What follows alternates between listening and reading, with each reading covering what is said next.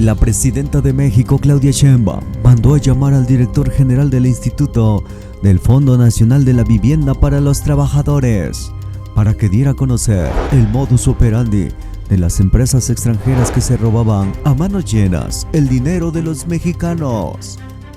Es increíble la forma en la que operaban estos empresarios que por muchos años estuvieron haciéndole mucho daño al pueblo mexicano.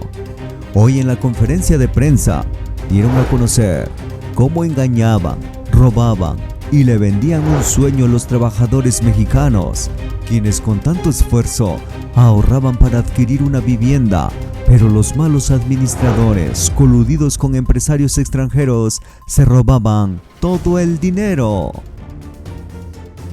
Ante este tenor, los opositores de la Cuarta Transformación están muy enojados porque una vez más descubren sus modos que operaban para saquear el dinero del pueblo trabajador.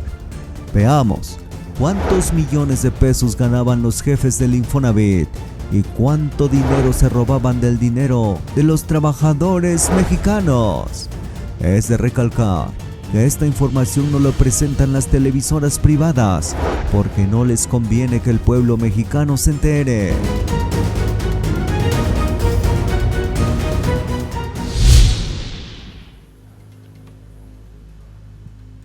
Caso Telra Realty. Esta es una empresa.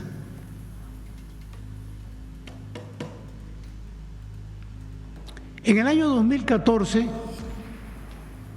se contrató a esta empresa para diseñar y operar una plataforma para administrar soluciones de viviendas de acreditados que cambian de lugar en donde residían. Está medio complicado entender el objeto del contrato. Lo que sí es fácil de entender es que el monto de este contrato eran 100 millones de pesos y esta empresa tenía 2 años para establecer la plataforma. Cuando se venció ese plazo de 2 años, la empresa Telra no entregó el servicio contratado. Debió haber sido penalizada en ese momento porque no cumplió. Pero fíjense bien, contrario a ello, no solo no se le penalizó, sino que el Consejo de Administración autorizó el pago de una indemnización por un monto de 5,000 millones de pesos. Esto a mí me cuesta mucho trabajo entender. 2016 fue eso. Sí. Cuesta mucho trabajo entenderlo porque lo primero que cuando yo me enteré de esto, cómo a partir de un contrato de 100 millones, cómo a partir de un incumplimiento que debió haber sido una penalización, en lugar de penalizar, pagas, pero pagas 5,000 millones como indemnización. La empresa estaba conformada por 5 socios. 2 socios de Telra devolvieron 2,000 millones de pesos cuando se dieron cuenta que estaba medio chueco el asunto. Pero 3 se han negado a devolver 3,000 millones restantes. Esos 3,000 millones andan volando. Uno de los argumentos que se usó para pagar esta indemnización y que obra en la carpeta de investigación es el siguiente que les vamos a poner a su consideración. Este documento que les vamos a presentar es atribuido al despacho legal White & Case presentado por la Dirección Sectorial Empresarial del Infonavit. Ojo con esto. Como justificación para el pago de la indemnización de los 5,000 millones y que obra como prueba en la carpeta de investigación. El documento que van a ver ustedes a continuación supuestamente justifica por qué un contrato de 100 millones de pesos que no cumplió la empresa debe de cobrar una indemnización de 5,000 millones. No era de 5,000, eran como de 7,000, pero hicieron una rebajita, la dejaron en 5,000. Este es el documento, esta es la empresa. White and Case, son 3 hojas y resulta muy interesante observar. Olvídense de lo que dice, hay que leer lo que dice desde luego, pero lo importante es ver que las hojas tienen una antefirma y la antefirma es W, un signo de I, White and Case. Está antefirmada esta, está antefirmada esta y está antefirmada la última. Y la última está firmada por White and Case S.A. No existe ninguna persona moral que firme de esta manera. Normalmente en los despachos legales y en las empresas, quien firma es un socio de la empresa o el representante legal de la empresa. Es como si Coca-Cola sacara un documento, un comunicado público, pues tendría que firmar el distribuidor, el director, pero no va a poner Coca-Cola y además firma Coca-Cola. Pues Coca-Cola no existe como persona física. ¿Sí se entiende, verdad? Entonces nosotros desde aquí le hacemos un llamado a la empresa White and Case para que avale este documento. ¿O no? O no, porque nos parece bastante raro. Yo en mi vida he visto que una empresa pueda firmar, una empresa moral pueda firmar de esta manera. Firman los representantes, los directores. Esto lo presentó la Dirección General de los Empresarial como prueba, como justificación para el pago de los 5,000 millones. La que sigue, por favor. Y aquí viene algo interesante, porque no termina el asunto todavía. La Auditoría Superior de la Federación descubrió, a través de la información presentada por la Comisión Nacional Bancaria y de Valores, que en el caso de Telra existió triangulación de recursos, de dinero, entre las empresas contratadas directamente por el Infonavit y la cuenta bancaria de un funcionario del Infonavit que fungió como asesor del director general en 2018. Eso es antes de que llegara el presidente Sí, López sí, fue Obrador. antes de la administración del presidente López Obrador. Sí, sí, es importante. Ante la intervención de la Auditoría Superior, ojo, por alguna razón, los sectores empresarial y de trabajadores instruyeron en octubre de 2023 al Infonavit a interponer un amparo contra el informe de resultados de dicho órgano fiscalizador con el voto en contra del sector gobierno y de la oposición de la Dirección General. A la fecha continúan impidiendo la atención a las recomendaciones de la ASF, de la Auditoría Superior, con el argumento principal de que la Auditoría Superior de la Federación no tiene competencia para auditar los recursos, ellos les llaman recursos privados que pertenecen a los trabajadores. Este informe de resultados de la Auditoría Superior es público y se puede consultar en el siguiente vínculo. La que sigue, por favor. Otro ejemplo, actos de corrupción. Este es un programa que en el Infonavit se le llama Línea 3. Consiste en financiar a constructores de vivienda para los derechohabientes. Este tipo de proyectos son propuestos únicamente por las direcciones sectoriales de trabajadores y la empresarial, y así son presentados al Consejo de Administración para su autorización. No hay un estudio técnico, financiero, de ninguna índole, simplemente proponen una empresa para un desarrollo, se autoriza porque son 2/3 partes del Consejo y se aprueba. Se han identificado 22 proyectos autorizados entre 2017 y 2018 que no han sido concluidos y que presentan adeudos vencidos con el Infonavit en el orden de 575 millones de pesos. Adicionalmente a esto, existen 18 desarrolladores con adeudos por 768 millones de pesos, esto como resultado de deficiencias en el seguimiento a pagos y aplicación de penalizaciones. Estas cantidades no incluyen inflación, no incluyen intereses, que si se cuantifican, duplican estos montos. La que sigue, por favor. Este es un ejemplo de lo que estoy hablando. Estos desarrollos fueron promovidos por el sector de los trabajadores y autorizados en el 2016, periodo 2016-2018.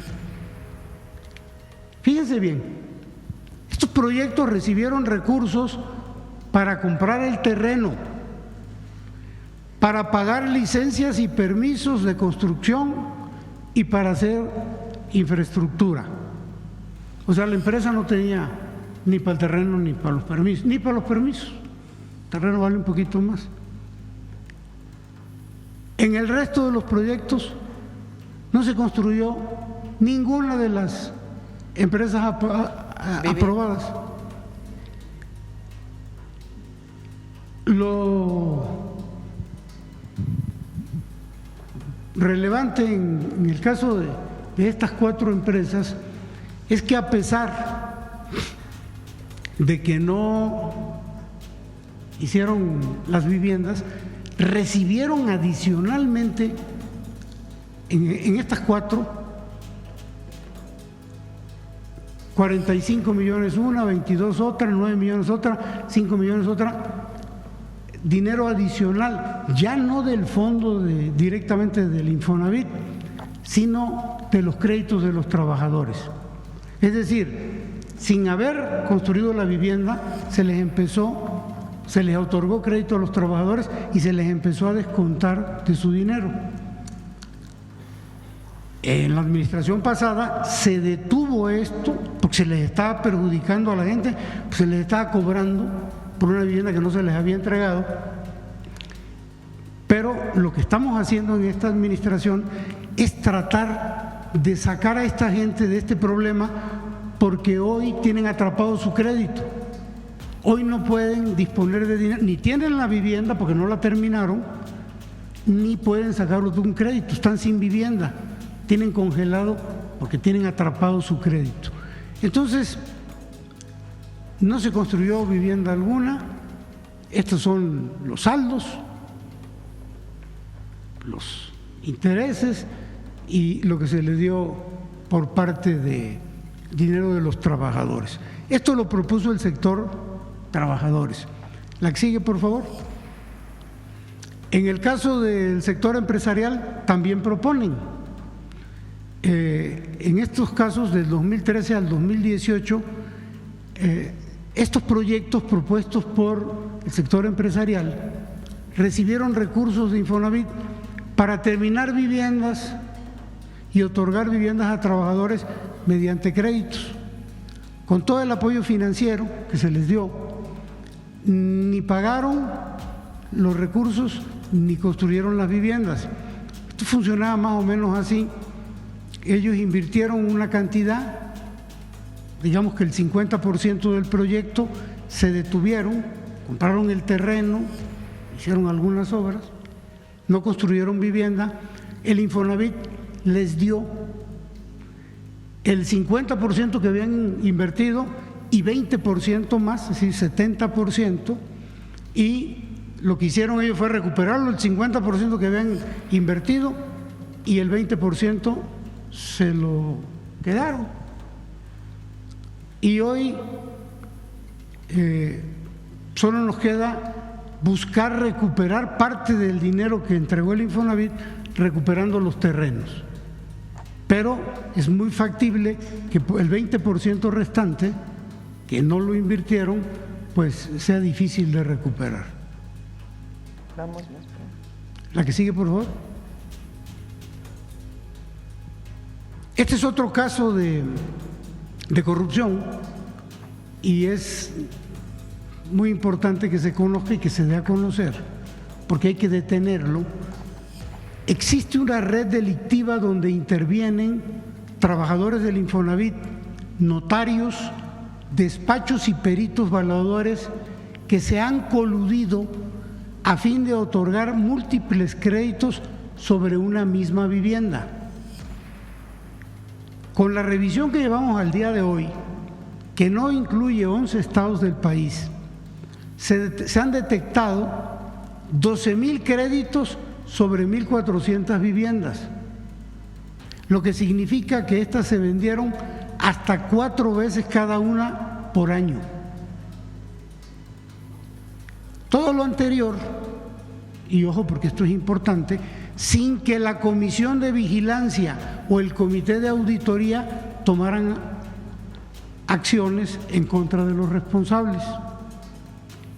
Este mecanismo delictivo es empleado para estafar a los trabajadores, cobrándoles hasta el 40% de sus ahorros para vivienda, que hasta el momento de la revisión, que no hemos concluido, asciende a más de 1.200 millones de pesos.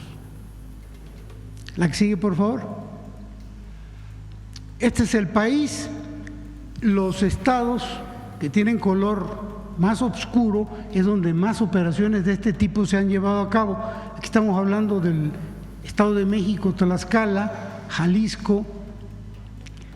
Los estados que nos faltan por revisar son los que están en color gris, que son 11. En el Estado de México, 496 casas se vendieron 4,130 veces.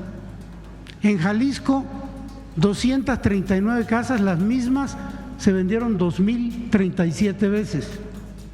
En Baja California, 205 casas, se vendieron 1,696 veces.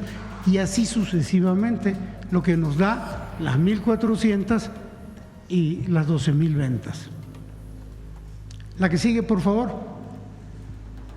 Voy a tratar de que se entienda el mecanismo.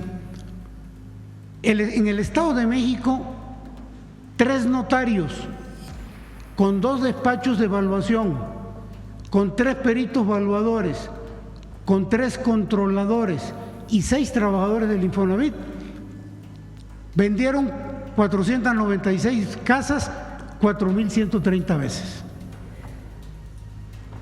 En Jalisco, 3 notarios, 1 despacho, 1 perito, 1 controlador, 2 trabajadores del Infonavit vendieron 239 casas 2,037 veces.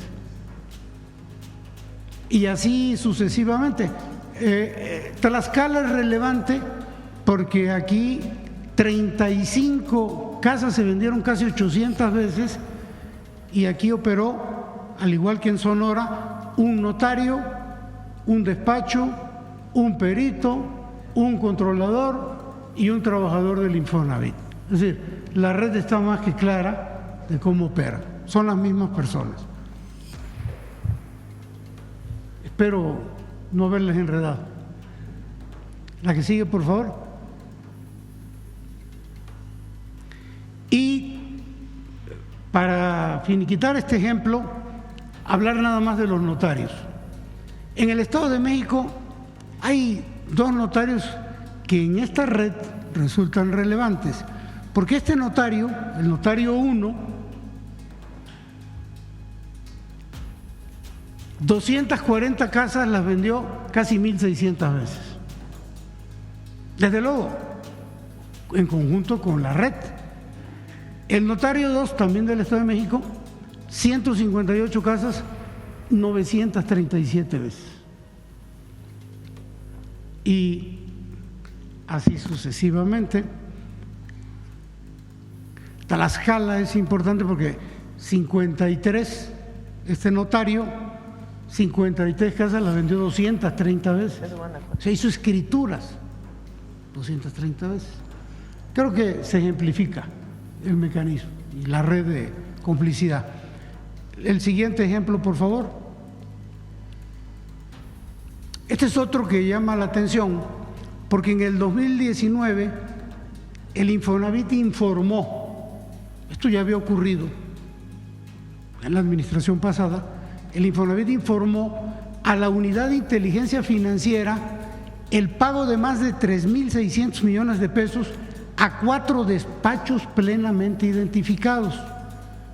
Estos despachos eran contratados para recuperar vivienda por la vía judicial. Y ojo aquí, esta práctica de la recuperación judicial se detuvo en la administración del presidente López Obrador y está detenido también en el gobierno de la presidenta Claudia Sheinbaum. Ya no se llevan a cabo este tipo de recuperaciones judiciales, no hay desalojos. Pero bueno, estamos hablando de otras épocas. 3.600 a 4 despachos. ¿Qué pasó? Que entre 2013 y 2015 estos despachos, en contubernio con diversos funcionarios del Poder Judicial, como que algo suena familiar aquí, y notarios de Nayarit, realizaron juicios fraudulentos en contra de 60,000 derechohabientes. Un ejemplo de este tipo de fraudes, de esta ilegalidad, es el siguiente. Un derechohabiente que vivía y tenía su casa en Chiapas fue notificado irregularmente en un domicilio en Nayarit, dentro de un juicio tramitado en el estado de Nayarit. Esto provocó que el derechohabiente quedara en estado de indefensión, pues nunca se enteró de que era parte de un juicio chiapaneco y lo notifican en Nayarit. Como si iba a enterar en un domicilio que quién sabe de quién era. La que sigue, por favor. Conclusión de este asunto: el Infonavit no recuperó ninguna vivienda y miles, y esto es lo peor, miles de derechohabientes fueron despojados de su vivienda sin un juicio justo, con todas estas irregularidades. Lo anterior, de nueva cuenta, sin que la Comisión de Vigilancia o el Comité de Auditoría tomara acciones en contra de los responsables. La que sigue, por favor. Este es otro. Esta es una empresa de seguros. Funcionarios del Infonavit contrataron ilegalmente un seguro de vida colectivo por 550 millones de pesos para los derechohabientes con crédito. ¿Por qué decimos que ilegalmente? Porque el instituto, el Infonavit, ya cubre ese seguro. Aquí están las fechas, 2013 y 2014, y los montos. La cobertura en esa época era contra riesgos de fallecimiento de las personas acreditadas solo en caso de desastre natural y de pandemias. Se adelantaron al COVID, lo que hacía que esta póliza fuera incobrable. Es decir, su contratación fue fraudulenta y, ojo, sin el consentimiento de los trabajadores acreditados y sin necesidad, porque ya el Infonavit cubre eso. De nueva cuenta, la Comisión de Vigilancia o el Comité de Auditoría no tomaron acciones en contra de los responsables. La que sigue, por favor. Estamos terminando. Ya con esto terminamos, Presidenta. Promesa. Hasta el 2010, el Registro Único de Vivienda tiene la finalidad de entregar un padrón de viviendas nuevas. Lo tenía a su cargo el Infonavit. En el 2011, el Consejo de Administración del Infonavit autorizó convertirlo en un fideicomiso que le pertenece al Infonavit. Ese fideicomiso genera recursos porque la información que da el Registro Único cobra por la entrega de esta información, pero ese ingreso no debe ser calificado como una utilidad, toda vez que se debe reintegrar al ahorro de los trabajadores. En la sesión de julio de 2024, el Comité Técnico del RUP, donde participa el sector empresarial y de trabajadores, instruyó el pago de las utilidades del RUP. En noviembre pasado, el director del RUP gestionó el pago como de pago de utilidades, a pesar de que un servidor dio instrucciones de no hacerlo, se repartieron las utilidades. En esta administración, como resultado de eso, 3 funcionarios han sido cesados y se están analizando las acciones legales correspondientes. Yo creo que esta es la última, ¿eh? Falta una. Se me va a enojar la presidenta, yo creo que ya me va a... No, dale. Nomás. ¿Cuál falta? ¡Ah! Esta es buenísima, presidenta.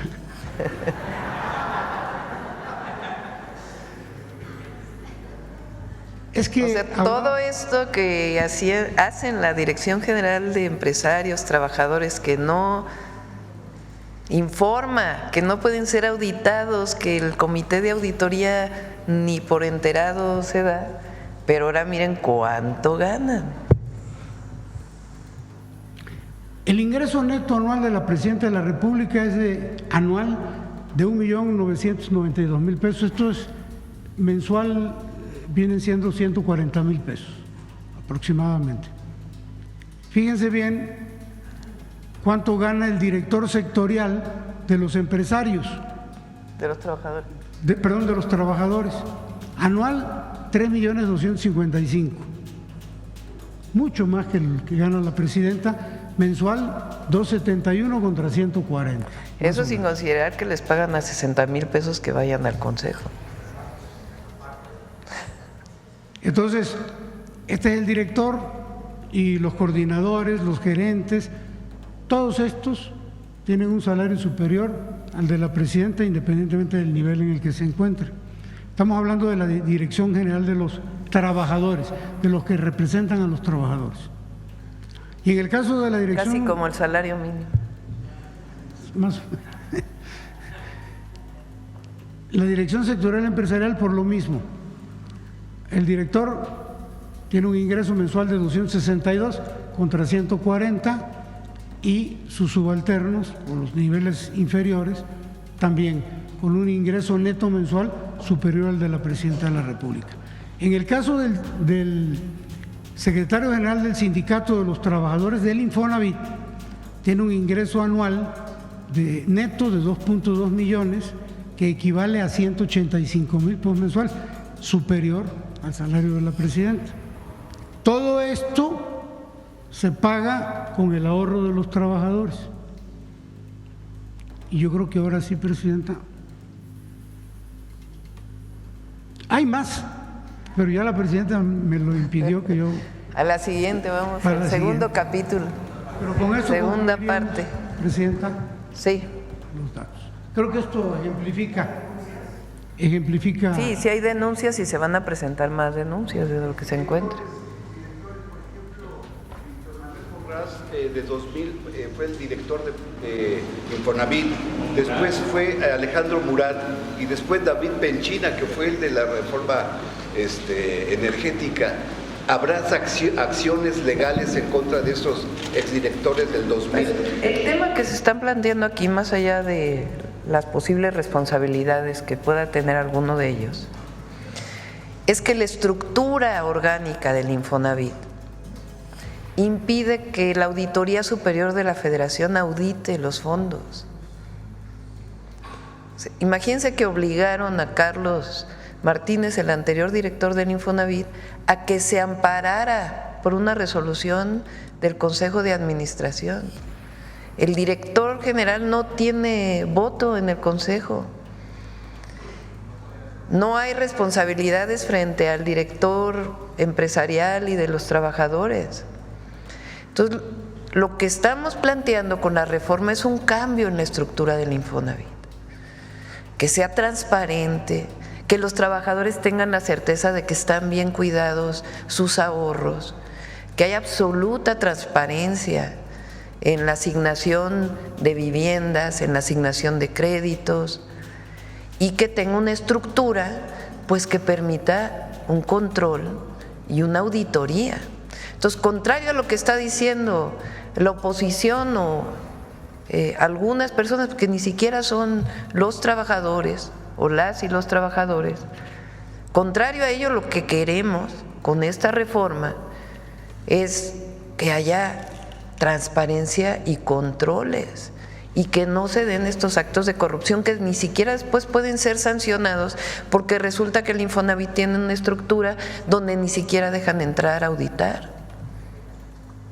Entonces, eso es lo que está en el fondo de el cambio a la ley del Infonavit, que puede tener mejoras, no decimos que no, pero el fondo de la ley es una estructura que permita transparencia, que permita dirección, que permita control claro sobre los ahorros, para que los trabajadores puedan tener la certeza de que no se están mal utilizando sus fondos.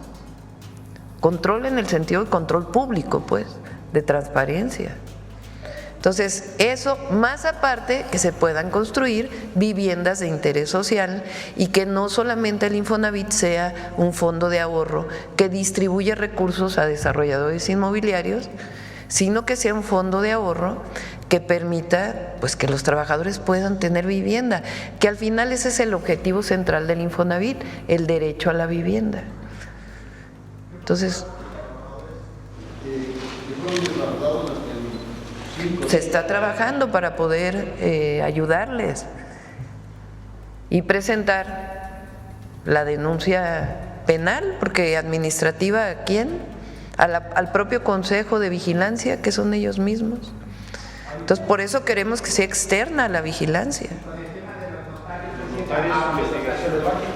Eso, las gobernadores designan a los notarios, pero ¿quién se ha convertido? Pues ya iremos informando de todas las medidas que se van a tomar. Lo que nos interesa ahora es que sepan que el objetivo de la reforma a la ley pues es erradicar la corrupción, que sea transparente el uso de los recursos para los trabajadores, que son sus fondos de ahorro que permiten que puedan tener vivienda y generar un esquema donde también participe la vivienda privada, los desarrolladores privados, sobre todo estatales, sociales de vivienda, pero hacer vivienda social, que es el objetivo central del Infonavit. De las ventas de las casas, el asegurado o el dueño del crédito o el trabajador está consciente de lo que está pasando. Muchas veces no, ¿verdad, Octavio? Que el trabajador no está consciente de que se hizo este fraude. En el caso de las viviendas que se vendieron no sé cuántas veces. No, bueno.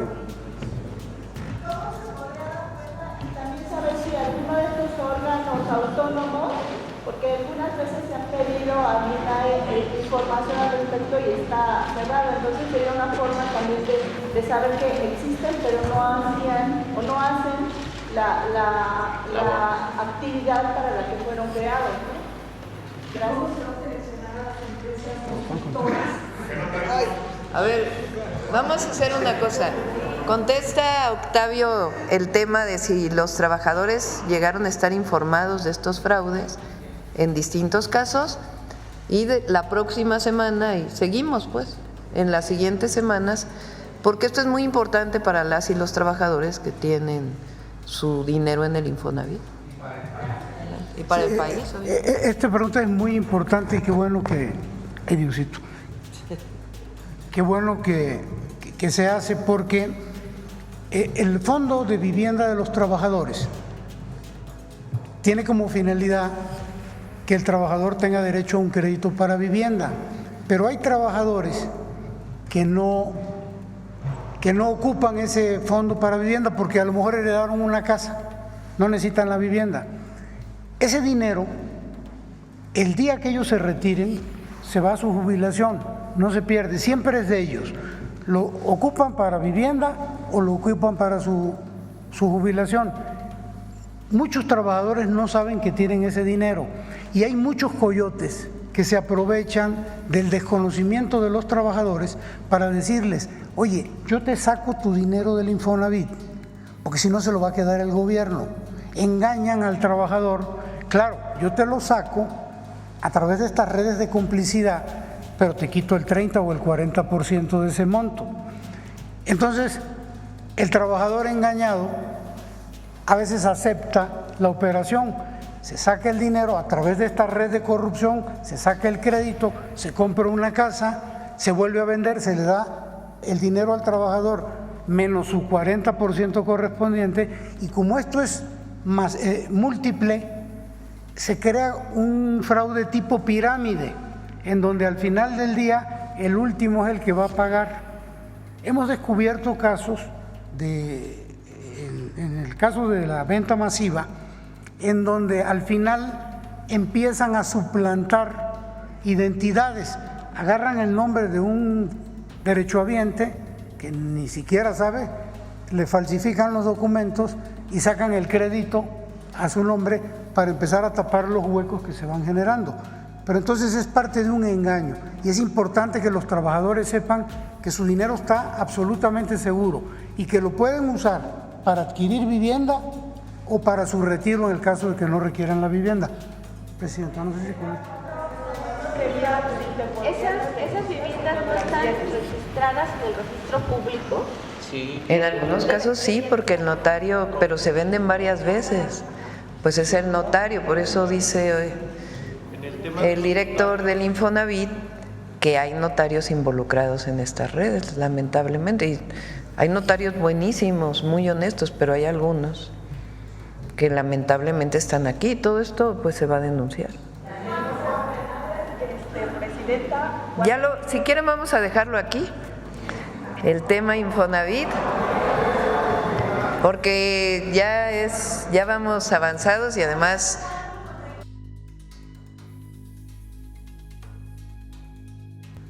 Por favor, la primera. Bueno, empezaríamos diciendo que el Infonavit se constituyó en 1972 a fin de garantizar el derecho a la vivienda de los trabajadores. Durante 15 años, después de 1972, operó con normalidad su función primordial, que era dar crédito barato a la derechohabiencia. Sin embargo, a partir de 1987 y hasta el inicio de la administración anterior del licenciado López Obrador, de manera inexplicable se entregaron créditos cuya característica fue que, a pesar de que los derechohabientes realizaban sus pagos correspondientes, lejos de bajar, subían los créditos. Esto los convertía en créditos impagables. El resultado de este diseño de financiamiento provocó que al día de hoy la cartera del Infonavit, que consta de 6.2 millones de créditos, tenga 4 millones en condición de impagables. La que sigue, por favor. Aunado a lo anterior, en los últimos 10 años no se ha construido vivienda para los trabajadores de menores ingresos, por lo que actualmente existen 7.3 millones de derechohabientes que pueden acceder a un crédito, pero que en el mercado no encuentran vivienda acorde a sus capacidades económicas. Es de destacar que en el gobierno del presidente Andrés Manuel López Obrador se instrumentaron medidas en beneficio de la derechohabiencia del Infonavit, sobre todo las que derivaron en el cambio de modelo de créditos impagables y en el establecimiento de políticas que prohibían desalojo de familias que caían en falta de pagos. En el gobierno del presidente López Obrador se dejaron de otorgar créditos impagables. A partir de ese gobierno los créditos son normales, son correctos, y ya no se desalojaron familias durante su administración. Lo mismo que en la administración de la presidenta Claudia Sheinbaum. La que sigue, por favor. ¿Cuáles son las propuestas de reforma? Continuar diciendo que el incremento en la generación de empleos, así como el incremento del salario mínimo que de manera histórica se impulsó en la administración pasada, también jugaron a favor de los trabajadores, pues los recursos del Fondo de Vivienda aumentaron más de 5 veces al pasar de 140,000 millones en 2018 a cerca de 800,000 millones al cierre de la administración del presidente López Obrador, al cierre de este año. Por la configuración corporativa que tiene el Infonavit en la actualidad, la presidenta de la República planteó una reforma legal que equiparará la gobernabilidad del Infonavit con la del IMSS, manteniendo el sello tripartita que distingue a ambas instituciones. Bajo esas consideraciones, la reforma contempla, entre otras cosas, lo siguiente: un sistema de vivienda con orientación social que se amplía en 3 vertientes: crédito barato y suficiente, es decir, para que tengan acceso a vivienda derechohabientes que ganan menos de 2 salarios mínimos. El desarrollo de vivienda, es decir, el Infonavit va a tener la posibilidad de comprar terrenos, recibirlos en donación y construir vivienda. Y el arrendamiento social con opción a compra. Los trabajadores van a poder rentar sin exceder el pago del 30% de su salario para que tengan acceso a una vivienda adecuada. La que sigue, por favor. Ah, caray, ¿nos regresamos? No. Sí. La constructora del Infonavit realizará proyectos de desarrollo inmobiliario para los trabajadores que menos ganan y que históricamente no han tenido acceso a una vivienda barata y suficiente. Actualmente existen 7.3 millones de derechohabientes con ingresos de menos de 2 salarios mínimos que ya tienen derecho a un crédito para adquirir una vivienda de interés social, solo que estas no existen en el mercado. Estos 7.350.000 trabajadores se componen por 3.200.000 mujeres y 4.140.000 hombres. La que sigue, por favor. La empresa constructora de vivienda se hace indispensable por lo siguiente: durante los últimos 10 años se ha reducido notablemente la construcción de vivienda en general, particularmente la de interés social, con un valor promedio de 550,000 pesos. Aquí podemos observar en esta gráfica las construcciones de vivienda totales año por año que están registradas en el Registro Único de Vivienda, y el color rojo indica la vivienda de interés social. Vemos que en el 2016 se construyeron 264,000 viviendas, de las cuales la mitad, un poquito más de la mitad, eran de interés social. Pero vamos viendo que conforme avanzan los años, de 51% de vivienda de interés social pasó a 46, a 43, a 34, a 28, y este año, al cierre de agosto, 15%. Es decir, de 81,000 viviendas totales que se han construido hasta agosto de este año, hay que actualizar esta cifra al cierre, 12,000 son para interés social. Ya habíamos visto anteriormente que hay 7,300,000 personas que tienen derecho a este tipo de viviendas. No hay en el mercado. La que sigue, por favor. ¿Cuáles son los principales beneficios de esta constructora? Que se va a reducir el tiempo y el costo de producción de vivienda mediante la compra consolidada de los principales materiales de construcción. Se le va a dar prioridad a la mano de obra en los estados para la construcción de viviendas a través de la subcontratación de empresas locales con gente de las entidades, de los gobiernos, de los estados, coadyuvando al crecimiento regional y por ende a la economía nacional. Y las viviendas, y esto es muy importante porque fue una de las instrucciones muy precisas que dio la presidenta, van a estar ubicadas en los centros de desarrollo urbano y contarán con todos los servicios, agua, electricidad, transporte, luz, educación, con todo. No van a ser viviendas a 20 kilómetros de los centros de trabajo y lejanos a los servicios. Van a estar dentro de los centros urbanos o en las periferias de las ciudades. La que sigue, por favor. Aquí establecemos una comparación actual. Esto es lo que hoy hace diferencia entre el Instituto Mexicano del Seguro Social y el Infonavit en cuanto a sus órganos de gobierno. El Instituto Mexicano del Seguro Social tiene una asamblea general que la preside el director general.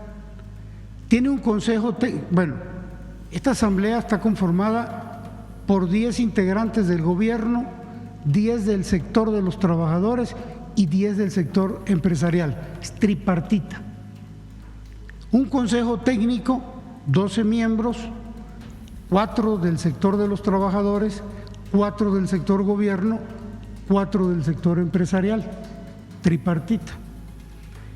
Y aquí el director general es miembro del Consejo Técnico, lo preside, y de la Asamblea General. Hay una sola dirección general. ¿Qué ocurre en el Infonavit? Hay una Asamblea General con 45 miembros, 15, 15 y 15, tripartita. Hay un Consejo de Administración que se equipara con el Consejo Técnico con 15 miembros, 5, 5 y 5. Pero el director general no es miembro ni del Consejo de Administración ni de la Asamblea General.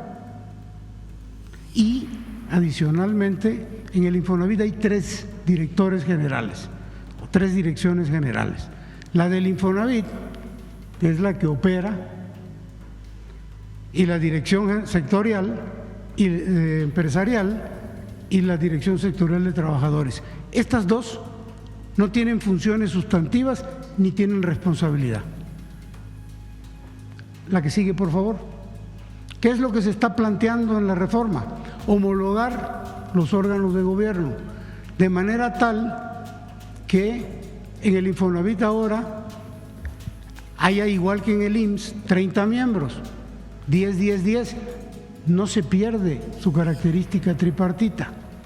Que en el Consejo de Administración haya 12 miembros, 4, 4 y 4, 4 sector gobierno, 4 trabajadores, 4 sector empresarial, y también es tripartita.